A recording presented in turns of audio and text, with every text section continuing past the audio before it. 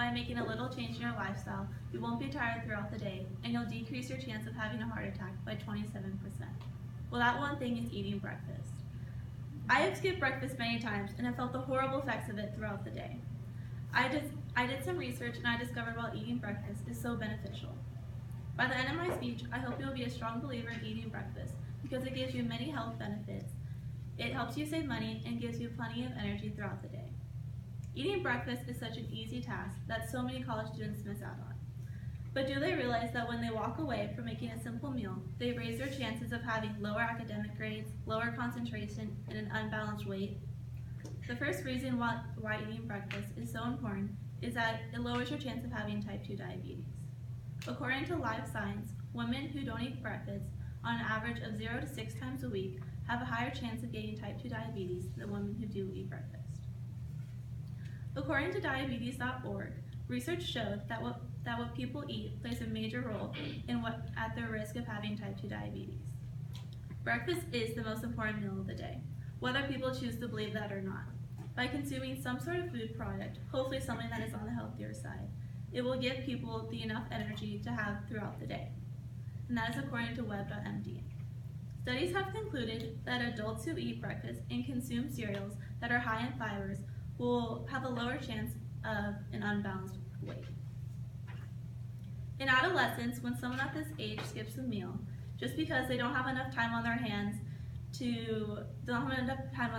can have a chance of getting metabolic syndrome.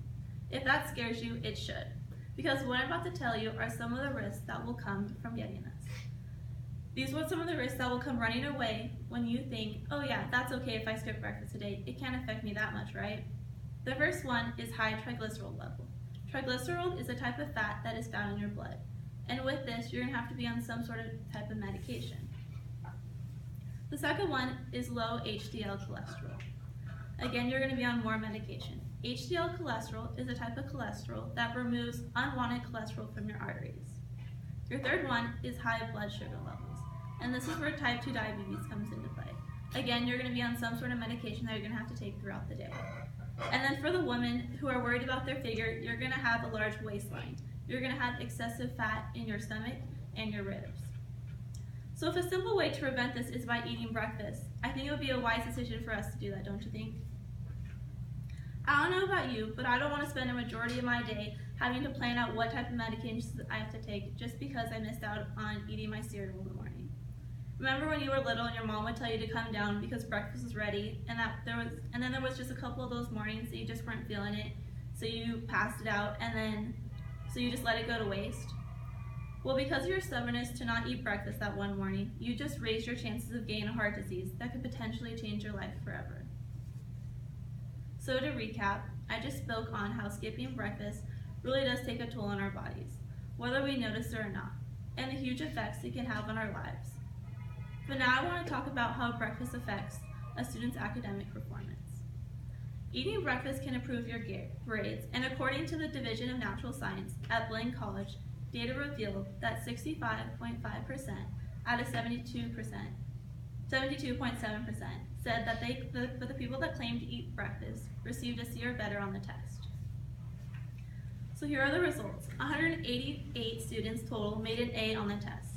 17.7% had eaten breakfast, and 9.7% hadn't. When it came to the B, 38.2% had eaten breakfast, and 18.7% didn't. And then when it came to the C, things changed a little bit. 16.9 people ate breakfast, and then 22.4 didn't. So according to USDA, 92% of children ages 6 to 11 eat breakfast, while only 75 to 77 of adolescents 12 to 19 eat breakfast.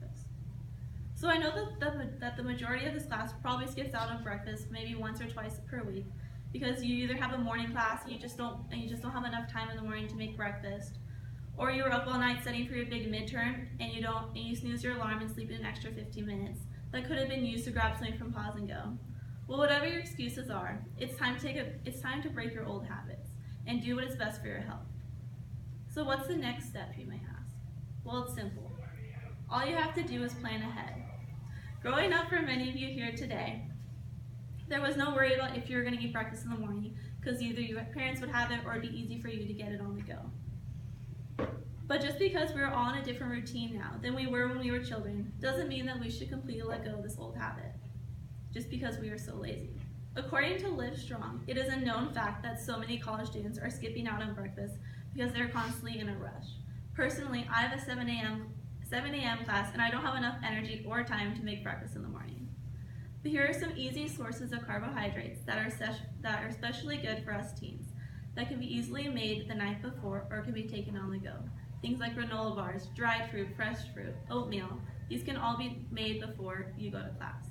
It takes a total of less than 5 minutes to grab a granola bar out of the cabinet and take it with you as you walk to your next class. There is no more time for excuses. We all need to start taking more care of our bodies. So to clarify, I spoke on some of the health risks that come from skipping breakfast, along with how eating and not eating breakfast affects your school performance, and I ended with some tips to put you back on track to eating breakfast. So remember, there should be no excuses for why you're skipping out on breakfast. Do you really want to risk your chances of having type 2 diabetes? So the next time you're thinking about snoozing your alarm for an extra 15 minutes of sleep, think to yourself first, is it worth the chance of having to live with a serious health condition for the rest of your life because you were too lazy to get up in the morning and make some cereal? There will be no one to explain other than yourself for your simple mistake. And then I have a little visual.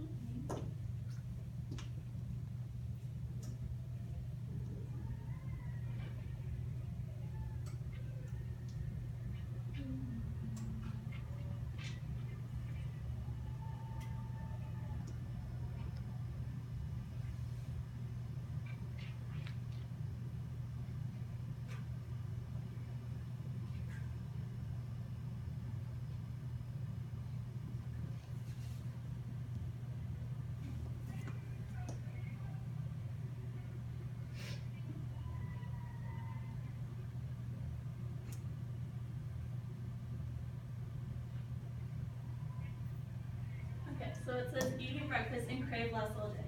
So eating a healthy breakfast may prevent low blood sugar levels in between meals and thus improve self-regulation eating throughout the day. So this top area, the people in the green, are people that do eat breakfast on a daily basis, while the people in orange are people that don't eat breakfast. So basically it just shows how much you're going to crave when you don't eat breakfast. So 4.9%, you're going to crave at 12 p.m., you're going to crave 4.9% more. And then at 1 p.m., people that don't eat breakfast, you're going to crave about 7.4%. And then at 4 p.m., if you don't eat breakfast, you're going to crave about 8.5%. And then at 6 p.m., you're going to crave about 5.6% more food. So on average, users who don't eat breakfast are going to eat 6.8% more food throughout the day. And that's just a little visual aid, and that is